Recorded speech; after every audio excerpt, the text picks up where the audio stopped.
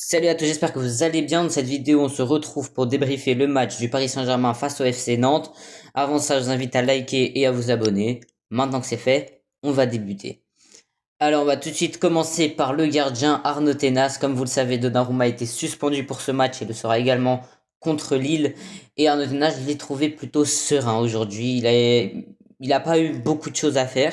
Mais ce qu'il a eu à faire, il l'a fait plutôt bien. Sur le but qu'on se prend, il peut pas faire grand-chose, hein. Il essaye d'être réactif, de pousser le ballon au-dessus de ses cages. Mais le ballon va beaucoup trop vite. Dans l'ensemble, il nous sort une belle parade en première mi-temps. Il est assez concentré, très appliqué dans ce qu'il fait, des prises de balles très sereines, son jeu au pied est bien meilleur que celui de Donnarumma. Donc voilà, donc est-ce que Donnarumma doit vraiment être mis sur le banc et Tenas être sur le terrain? Moi personnellement, je ne suis pas de cette team-là, je pense que Donnarumma doit continuer à être titulaire. Et je pense même que, je pourrais d'ailleurs en faire une vidéo si vous le souhaitez, mais qu'en fait Donnarumma est peut-être mauvais à cause de nous supporters en général qui lui mettons beaucoup trop la pression, car je sais pas si vous vous rappelez, mais avant la boulette qu'il fait au Real de Madrid il y a quoi 2 ans de ça, qui nous fait donc la remontada face au Real, il était vraiment très très bon et pour moi à ce moment-là c'était le meilleur gardien du moment. Donc voilà, si vous voulez je pourrais vous préparer une vidéo sur lui, mais pour l'instant on va continuer donc sur le débrief avec Achraf Hakimi. Alors Achraf Hakimi, je l'ai trouvé plutôt serein, mais pas non plus au meilleur de sa forme. Alors on sait que il a des problèmes extrasportifs, qui je pensais d'ailleurs que c'était terminé, mais apparemment ça a refait surface il y a quelques jours de ça. Mais après il n'a pas été mauvais, il a fait ce qu'il avait à faire. On sentait qu'il y avait beaucoup moins de connexion entre lui et Dick Kangin, mais dans l'ensemble ça n'a pas non plus été catastrophique. Donc on va dire que c'est encourageant avant Dortmund. Maintenant, on espère que l'entente se fera beaucoup mieux entre lui et Lee Kangin si ça vient être les deux là qui sont titulaires. Parce que Hakimi soit titulaire, je pense qu'il n'y a pas trop de doute là-dessus. Maintenant, est-ce que Lee Kangin va être titulaire face à Dortmund? Je ne sais pas. Maintenant, on va parler de cette défense centrale. Alors, je vais relier les deux, Danilo Pereira et Marquinhos.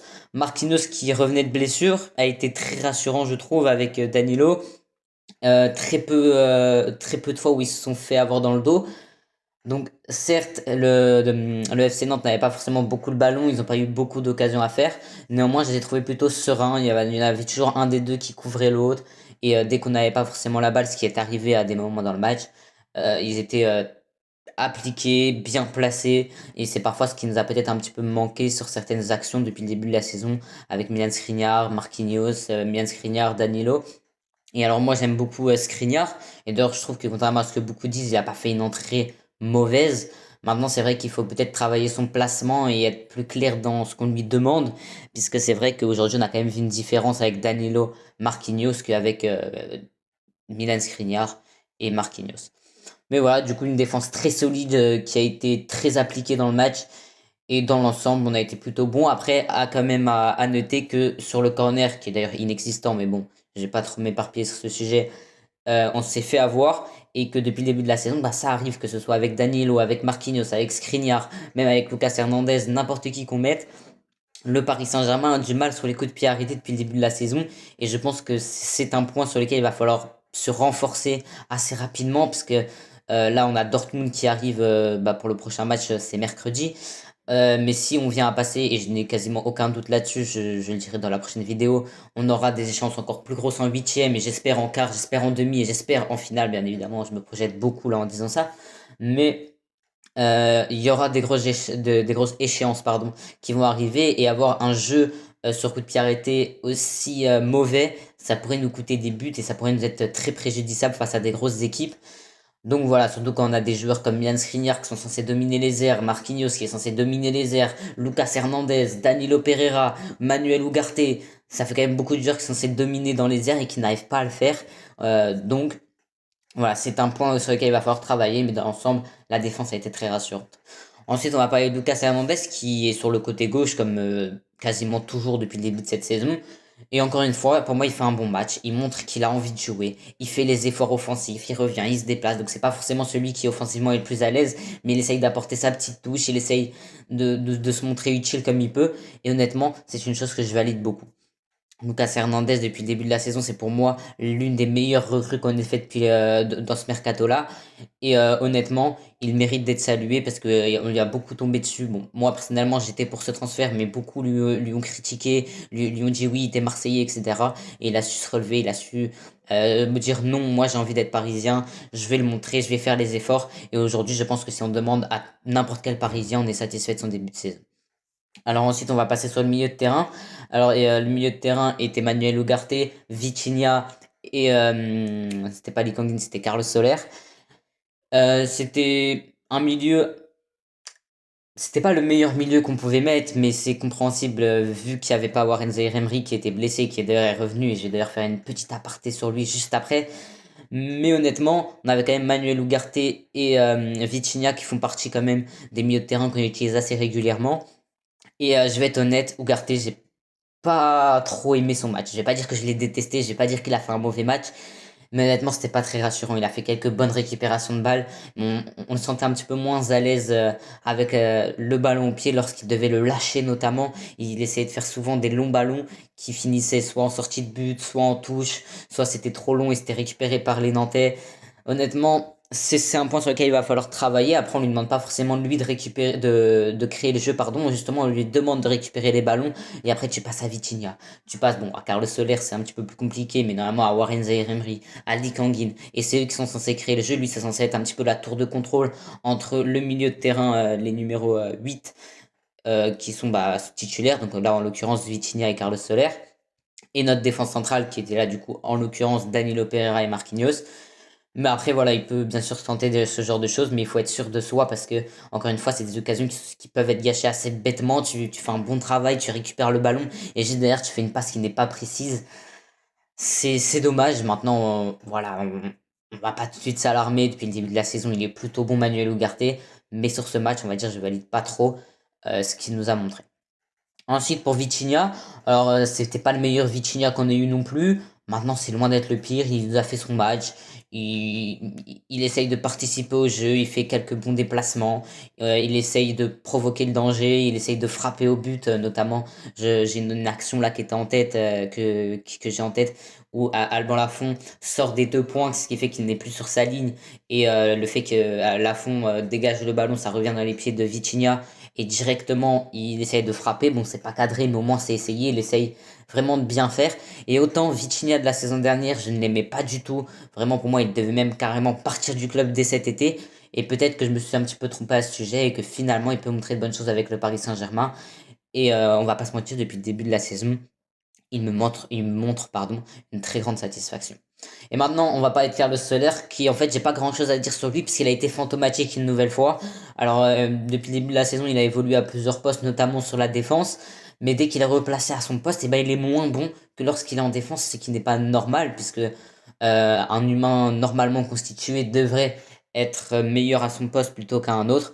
Mais lui, là, nous a fait un match fantomatique, donc je vais pas m'écarter. Voilà, il nous a fait du Carlos Soler de la saison dernière. Et lui, pour le coup, il faut qu'il parte. Autant Fabien Ruiz, il arrive à nous faire quelques bonnes prestations de temps en temps. Autant Carlos Soler, c'est compliqué. Et là, on va avoir le retour de Nuno Mendes en deuxième partie de saison. On a eu le retour de Nordi Mukiele qui va du coup être placé au retour de Nuno. On va peut-être avoir une nouvelle recrue cet hiver. Donc Carlos Soler ne pourra plus jouer en défense. Et au milieu de terrain, il est nul. Donc on va pas se mentir que pour moi, ça doit partir. Autant Ruiz, je veux bien lui laisser encore un petit peu de temps pour nous montrer et il nous apporte quelques bonnes choses de temps en temps. Autant Carlos Soler, il nous apporte rien. Et pour moi, ça doit être dehors. Et maintenant, on va se concentrer sur l'attaque, qui était pour moi pas forcément celle qu'on devrait aligner, mais qui m'a montré quand même une assez bonne satisfaction avec Barcola sur le côté gauche, Lee Kangin sur le côté droit et Kylian Mbappé en pointe.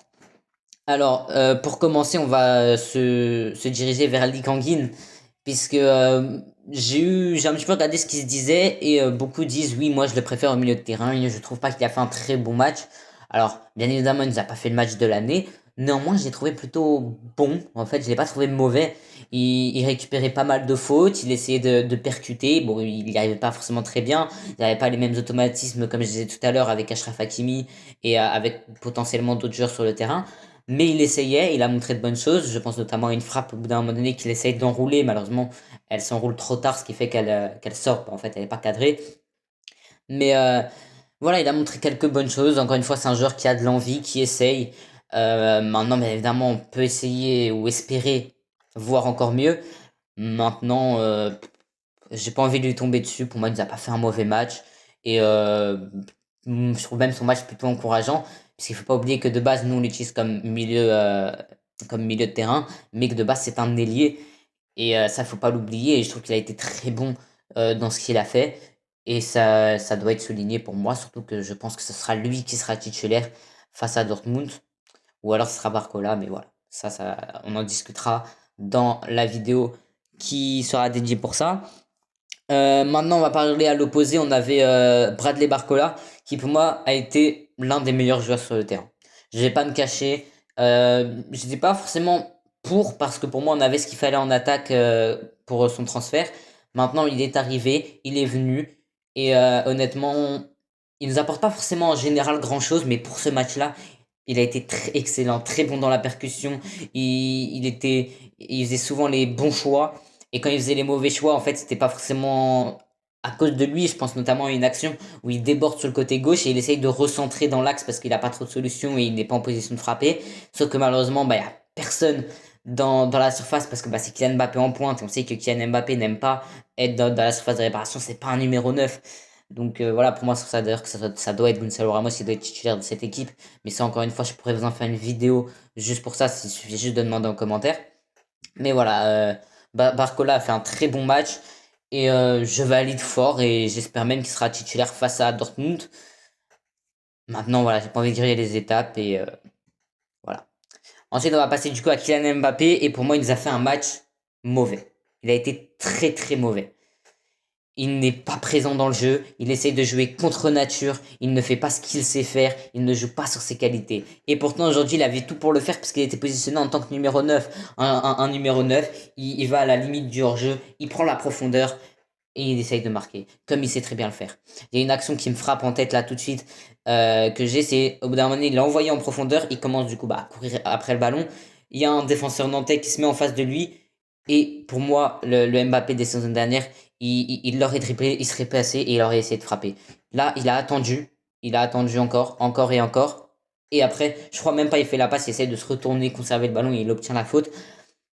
Mais pour moi, Kylian Mbappé ne doit pas jouer comme ça. Et quand un entraîneur comme Luis Enrique qui connaît, ou du moins qui est censé connaître le football, qui te demande de jouer en passe, certes, mais qui veut aussi marquer des buts, qui est ambitieux avec l'équipe, qui veut montrer de bonnes choses, et qui te sort en interview quelques jours avant qu'Kylian Mbappé est libre, en attaque sur le fond d'attaque, il est libre, et bah pour moi, tu dois quand même lui donner des consignes, lui dire écoute, tes qualités, c'est pas de créer le jeu. Pour créer le jeu, on est censé avoir un milieu de terrain, Vitinha, on est censé avoir Warren Zaïre-Emery, même s'il est blessé, on est censé avoir là, en l'occurrence, du coup, Carlos Soler, on a éventuellement Manuel Ugarte, on a Lee Kangin, mais c'est pas toi. Surtout si je te mets en tant que numéro 9, t'es censé prendre la profondeur, aller marquer des buts, c'est censé être toi qui est censé être la machine à but. Tu as le talent, tu dois faire. Bref. Là, il essaie de jouer un jeu qui n'est pas le sien, et je trouve que depuis qu'il le fait, il est très mauvais. Et voilà, alors j'ai quasiment fini la vidéo, mais j'aimerais faire une petite aparté Warren Zaïre-Emery, qui, je sais que j'ai pas fait beaucoup de vidéos depuis le début de la saison, mais il est excellent. Il a malheureusement été blessé lors de sa première sélection avec l'équipe de France, et d'ailleurs Santos, je ne t'oublie pas. Voilà, et là il est rentré, et je l'ai trouvé plutôt à l'aise, balle au pied, il a joué son jeu et j'avais un petit peu cette inquiétude qu'on se dise bon écoute j'ai pas envie de mettre Carlos Soler au milieu de terrain donc on va essayer de forcer du coup le retour de Warren Zaïre-Emery et là il a joué une petite demi-heure et je l'ai trouvé très à l'aise que ce soit sans ballon, il courait, il faisait les efforts, il essayait de presser, il était un peu partout comme il le fait habituellement en fait et j'ai trouvé très à l'aise et je trouve que c'est rassurant. Maintenant, est-ce que je veux qu'il soit titulaire face à Dortmund? Alors bien évidemment il y a une partie de moi qui a envie parce que c'est Warren Zaïre-Emery, on l'aime tous, on veut le voir, il joue très bien, il va nous apporter énormément s'il est titulaire. Mais il y a une autre partie de moi qui me dit, il faut pas non plus trop forcer sur lui. Il revient d'une blessure, il était censé ne pas revenir avant 2024. Je crois la date la plus tard que j'ai vue, c'était le 14 janvier. Il revient quasiment du coup un mois avant, même plus d'un mois avant ce qu'on avait dit.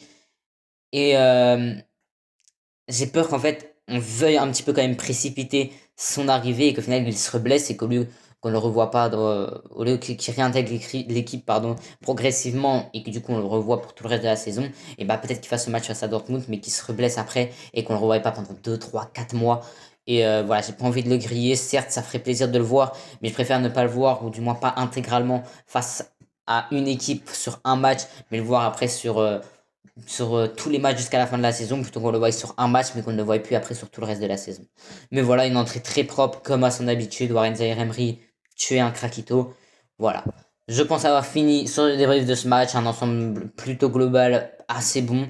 Maintenant, direction Dortmund, et je suis très en confiance. On se retrouve dans quelques jours pour la vidéo de préparation face à Dortmund. Abonnez-vous et likez. À la prochaine.